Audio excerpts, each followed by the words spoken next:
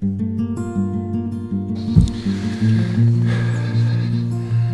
in my blind the first afternoon. Had a great noon respite, if you will. But we're going to make some barbecue in a Dutch kettle, folks, and it's going to be a simple, easy thing. The whole idea is to have the barbecue cooking in the Dutch kettle while we're out on our evening hunt. Welcome to A Sportsman's Life. We're so glad you tuned in to join us for another exciting real-world outdoor adventure right here on A Sportsman's Life.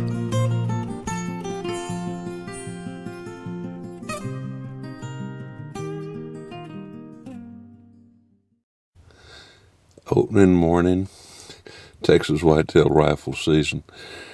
Just about to jump out into the dark to head to my little stand on the property that's been in our family for a long time. And I got my daughter and one of my son-in-laws out. They're down ahead of us a little way and headed to their stands. I think everybody's really excited this morning. It's been an interesting year coming into this, and I am so ready for hunting seasons to be here to finally get out and to seriously hunt somewhat on my own as well too.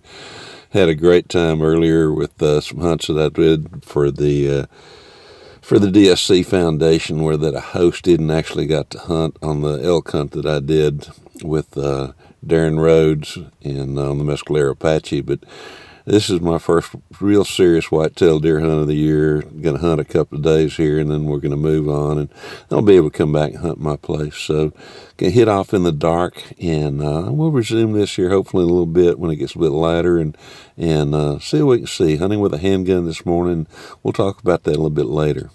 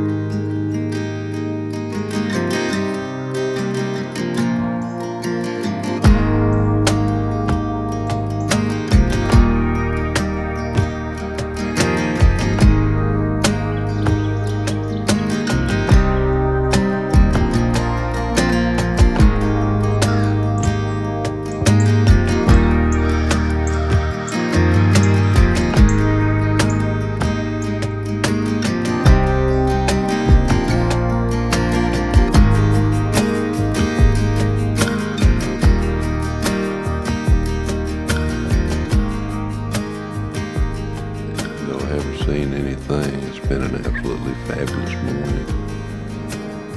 Heard a few shots off in the distance, but nothing real close. Gonna go check on Theresa and Lance and head to the old property that adjoins us that I now have access to, and probably try to fix a little something to eat and sit back and tell a story or two, and then get ready for this afternoon's hunt. Yeah, we'll see if we can get some breakfast going here shortly. Everything's really wet from the recent rain, but hopefully we'll get some coals going here in just a little bit. Got the makings right over here.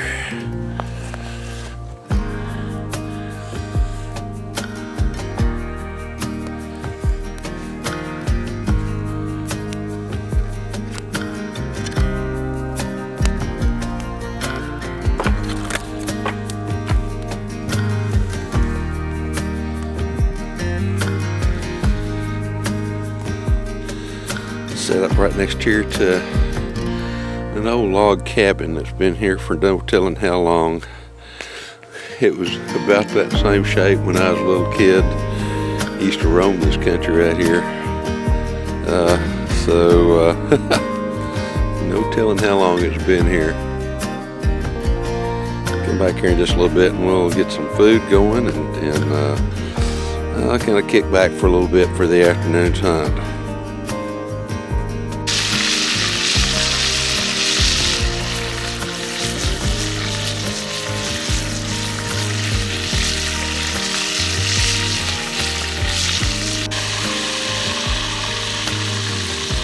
Something very special about having bacon, particularly in a makeshift hunting camp as we are here right now. Lance has been frying bacon while Theresa and I have been making a quick run to find a piece of lost equipment that I had. So we're back here and we're about to get ready for breakfast. We got a big pot of stew that I cooked earlier that we'll have a little bit later during the day, and it's about time for breakfast. And it's looking good.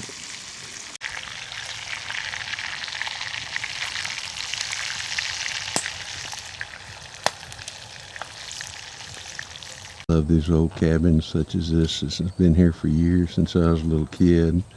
As I mentioned earlier, kind of using it as a backdrop for our breakfast area this morning. Gonna set up here today and tomorrow just to spend the middle part of the day. But there's deer movement here too. When I pulled in here this morning, got here about 10:30, and there was a little buck standing, looking like he was waiting on us almost. Got Lance cooking breakfast.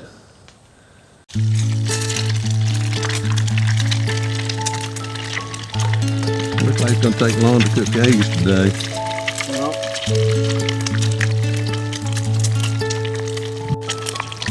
Are you hungry, Theresa? That looks good. It really does look good, doesn't it?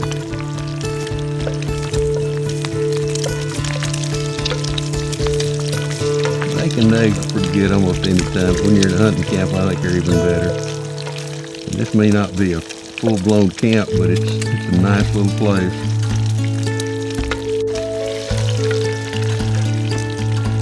When you're ready for this.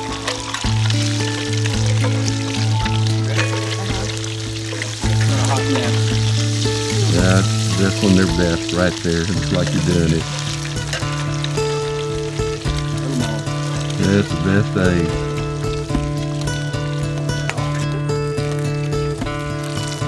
Got white eggs and brown eggs. They're blue. Are they blue? Gotta find it here. Oh yeah, they are blue. I had to find it for a second.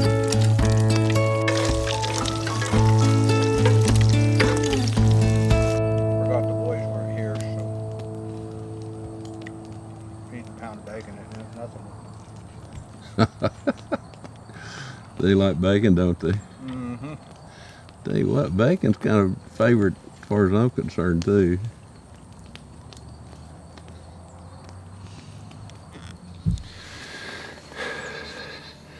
Back in my blind the first afternoon. Had a great noon respite, if you will. Wasn't a whole lot moving this morning. Didn't hear a whole lot of shots. Looked at a couple trail camera pictures. There's some pretty good bucks in the area. Better bucks than we've had in a long time, that I remember particularly. And I'm hoping my daughter Theresa gets a shot at one of those bigger bucks. And there's a unique 6-point in here too that's probably 14, 15 inches inside. Big old long back tines, sharp brow tines, just an absolutely interesting old deer. And there's a few others as well too, and there's a lot of young bucks. I'm hoping that we'll see some of those this afternoon. Hoping we'll see something. Really don't care what it is, to be honest with you. It's just good to be out here. It's an absolutely fantastic day. I was serenaded this morning by coyotes, and the crows moved in. And a blue jay, or one of the hawks that sounds just like a blue jay, was really acting up over here. And fortunately did not see any deer, but you know, it was just an absolutely fantastic day. Had a great breakfast that Lance prepared, and now going to kick back and hopefully some will come in this afternoon. If we do, we'll try to get it on camera, but just proud to be out here for that opening day, for another opening day. Something very special about that. Brought to you by Dallas Safari Club, Conservation, Education, and Hunter Advocacy. Hornaday, accurate, deadly, dependable. Taurus Firearms, maker of the Raging Hunter. Well, folks, it is time for our cooking segment in today's show. As you see, I'm dressed pretty heavily. It's kind of cold out here. I'm actually only about 80 yards from my house. My cabin is behind us back here. I do a lot of my cooking out here and do a lot of the filming too. But we're going to make some barbecue in a Dutch kettle, folks, and it's going to be a simple, easy thing. The whole idea is to have the barbecue cooking in the Dutch kettle while we're out on our evening hunt. B&B charcoal, I'm going to show you a close-up of what I'm using, how to do it, and you might want to try this. It'll sure save you a lot of time away from the grill. You know, if you want to come in after a hunt and grill a bunch of stuff, you can do it like this. It's a quick way to do it. So let me give you a close-up here. And folks, this is about as simple as outdoor cooking gets. Here's our B&B charcoal. They'll be ready to put on the Dutch kettle here in about another 10 minutes. You see I've got a big grill. We could come in and grill all this on the grill, but this is so much quicker. Have our B&B charcoal. This stuff burns for a solid hour. That's why one of the reasons I use it for my Dutch kettle cooking and my grilling. So it gets pretty simple from here on.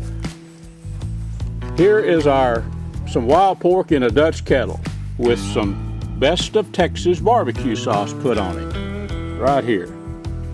This stuff is named appropriately, folks. It is the best barbecue sauce that I've ever used. Pretty simple. Got our fire going right here. We've got our Dutch kettle. I season this with some salt, pepper, a little garlic powder. But when we come in, or actually if I were hunting this evening, when you come in from the hunt after 2 or 3 hours, this B&B charcoal will have played out. It would done its thing a little over an hour, but that'll be plenty of time to get that pork as tender as can be. So we'll get our charcoal down to where we want it, get it burning real good, put it on the Dutch kettle, and let her cook. Okay, my friends, we have our charcoal white ready to cook. Actually, it is cooking. We're going to leave it in here. Actually, what I'm going to do is go in the house and forget about this. These B&B charcoal briquettes are going to cook for a solid hour. They're going to keep it cooking for over that. And in this small pot, you know, it's a relatively small pot, that pork is going to get fork tender. So our next, let's relax, kick back a little bit. I'm going to come back out here maybe, in an hour and a half, 2 hours. About the time it would take to come back from an afternoon deer hunt or hog hunt. And bingo, we're going to have some real tender barbecue. So let's relax a little bit, and we'll come back in a little bit and let's look at these. We'll plate a couple of them and see if you think they're edible. And folks, since we're really not hunting, I'm actually out here in the back behind my house, a little camp I've got built. This is the charcoal after 1 hour and 12 minutes. Note how these things stay together. Now I'm going to leave this cooking. I can smell that barbecue coming out of this Dutch kettle right now. But note how these briquettes are holding together. I have never had charcoal do that, and it's very important when you start Dutch kettle cooking. B&B charcoal, folks. Well, folks, here is our Dutch kettle after 1 hour and 31 minutes cooking. See how these coals are holding together? They're still, I bet that thing will cook another 2 or 3, maybe another, at least a couple more hours. I cannot resist. Let's pull the top on this thing and see what our wild pork's looking like.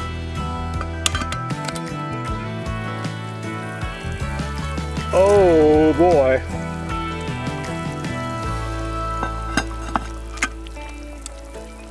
Does that look like good barbecue or what? You get a fork here. Let's take a look. You think that's going to be tender?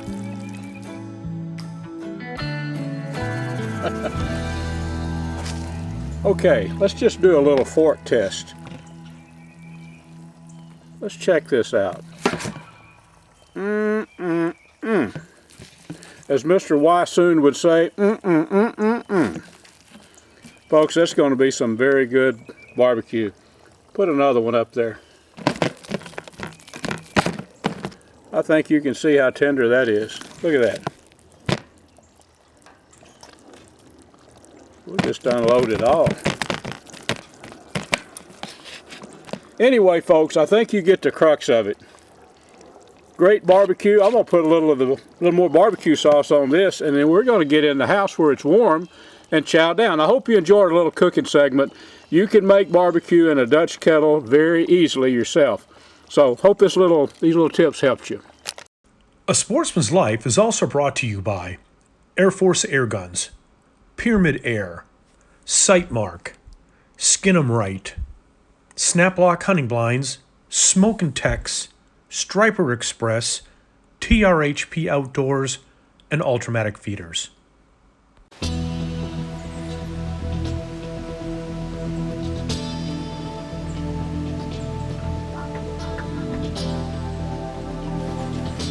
Big one. I couldn't see. That's what that do. Good looking at the line. Oh yeah, you can shoot him, baby. That's what you want. There's the doe coming in.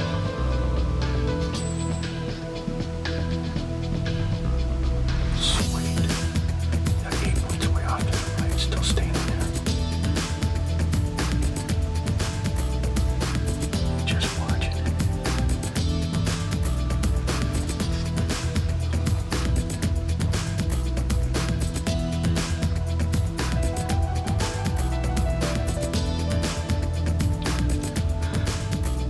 What's a piece of that action? Come there, pretender, you do it. Right on that shoulder. He's got it forward. Right now? Yep.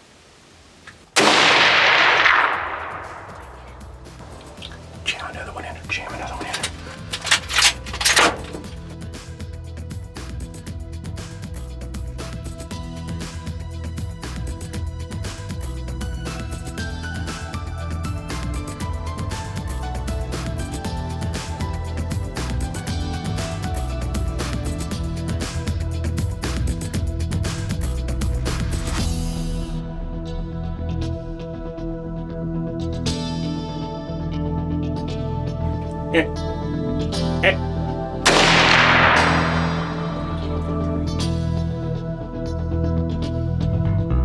Well, folks, unfortunately, don't know what happened there, but my lovely wife took a shot at that deer, and 2 shots at that deer, and I don't know if that gun shot high or you felt pretty comfortable with it. Well, the second shot was a kind of a quickie, but Yeah, I think I pulled on the first one. you think it pulled a little bit? That's buck fever, probably. I tell you what, that was a big buck. And then I walked out there to go look, and the other buck, that 8-pointer, was standing there staring at me, so he wandered off finally. Oh, shoot. Beautiful morning. Beautiful deer. That was amazing. That was a pretty deer. But it doesn't always come together.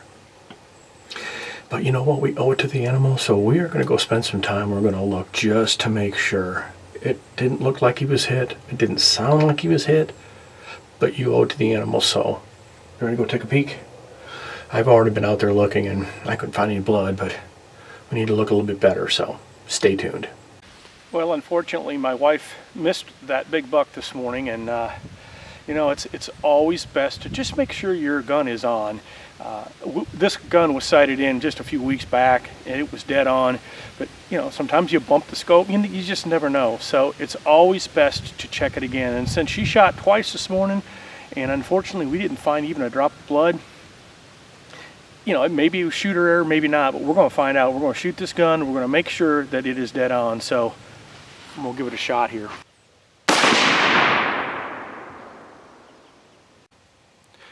Well, that's what I was afraid of. This gun is obviously off, and we went hunting this morning not knowing that, and not a good thing. Unfortunately, it must have got bumped here recently, because I shot this gun 2 weeks ago and it was absolutely dead on. I just shot now dead on. I didn't even hit the target. So something's wrong. We're going to take a look at this thing, get her zeroed in, so we're ready to go next time. So unfortunate. We are having to remove this scope from my wife's gun.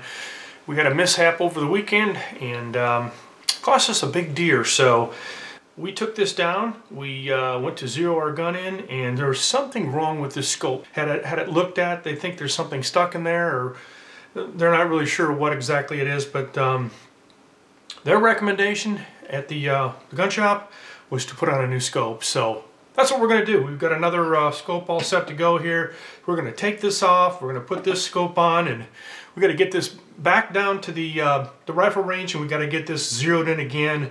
We've got the upcoming Thanksgiving holiday, and my wife is going to be back after that buck. So we're going to get this thing prepared and ready to go for her so she can get that big buck. That one goes in the trash. This one will go on.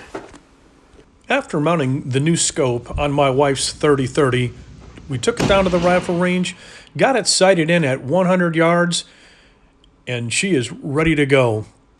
We packed up the truck, headed back to the ranch, and hopefully this time it'll be big buck down. Folks, we want to thank you again for joining us on this week's episode and look forward to seeing you right back here again on A Sportsman's Life.